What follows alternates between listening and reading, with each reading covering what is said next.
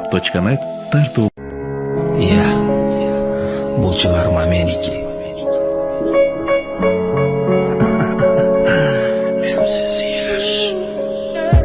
Жаным, ошолорум сага арналат, жүрөгүңдө түбөлүккө сакталат.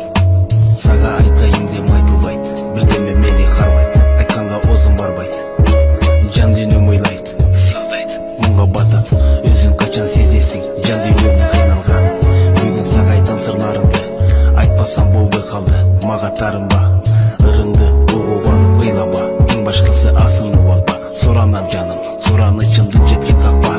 Душман сүйдүрүп айтат, сүйгөн күйдүрүп айтат, айтарым сага. Айыктачы, башкаларды жаным карачы. Айыктачы, башкаларды жаным карачы.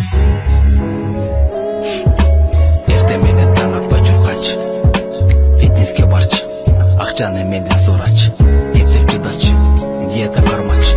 Башкаларга мени уят кылбачы. Башкалар кыздарын кучактаса белине, колдорун жетет белине. Колдорун жетпейт белиңе. Эсимде кафеде официант сага таң калган, чекеңиң болгон 2 табак лагман, 4-5-6-7 кусок нан. Идишиң тазаланып калган, официант сага таң калган. Айыктачы, башкаларды жаным карачы. Арыкта, Айыктачы, элсиз яш. башкаларды жаным карачы. Жайында, көлгө барганда судан чыкпачы, кемеге түшөм деп элдерди сен коркутпачы. Автобуска чыкканда олтурасың 2 орунга, автобус жүрөт жай-жай.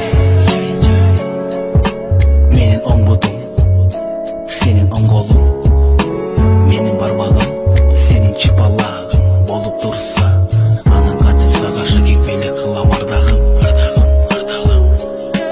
Айыктачы, башкаларды жаным карачы.